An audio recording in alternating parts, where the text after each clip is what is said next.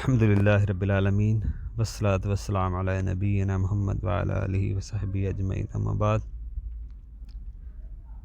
ترکے کے حقوق، دیکھیں ترکے کے حقوق میں سب سے پہلا مسئلہ، جب کچھ فوت ہوتا ہے، عورت ہو یا مرد، اس کے سب سے پہلے وال میں میت کے کفن دفن کا آپ انتظام کریں، نہانے کا اور اس کے غسل کا، دفنانے کا، نماز پڑھانے کا خرچہ اس کے ترکے سے ہی کریں، کفن دفن کے۔ ہاں اگر کسی کے پاس نہیں مال ہو، کوئی بھی کر سکتا ہے، لیکن اس کا مال ہے تو اس کی عزت خودداری سے میں اسی کے مال سے کیا جائے، ٹھیک ہو گیا۔ اب دوسرا جو حق ہے ترکے کے اوپر، وہ ہے اس نے کسی کا قرض دینا ہے۔ وصیت کا معاملہ بعد میں ہے، پہلا قرض نکالیں، کیونکہ اگر کسی کا قرض ہوتا ہے تو اللہ کے نبی نے جنازہ نہیں پڑھاتے تھے، ٹھیک ہے نا، کیونکہ بندوں کا حق زیادہ اثر رکھتا ہے، اس لیے بندوں کا حق کا بڑا اہم معاملہ ہے۔ لوگ اپنے اوپر قرض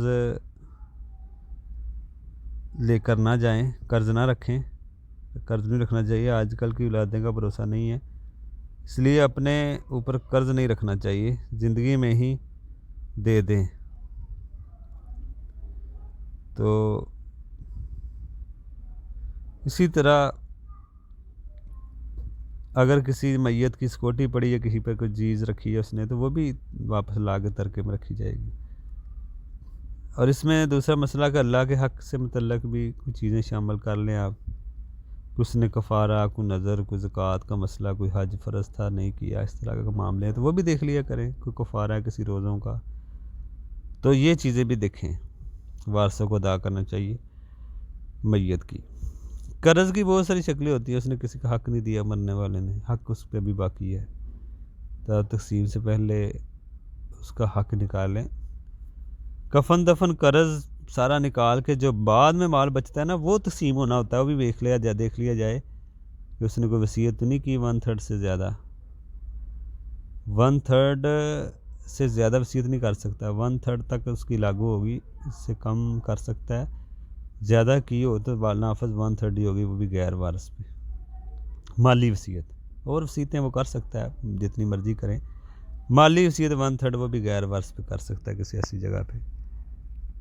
تو افضل یہی ہے کہ 1/3 سے کم کریں، اپنے بچوں کے لیے زیادہ زیادہ چھوڑیں، لیکن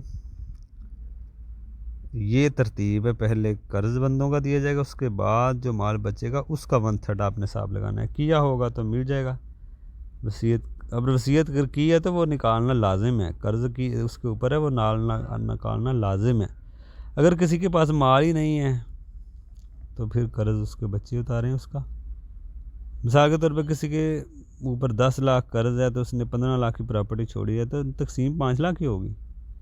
اور ساتھ 1/3 وصیت بھی ہے، تو وہ 10 نکال کے 5 کفن دفن قرض سارا کچھ دے کے دیکھیں کیا بچ رہا ہے، اس کا 1/3 آپ لاگو کریں۔ تو یہ اس کے بعد پھر جو وارث زندہ ہوں اس ٹائم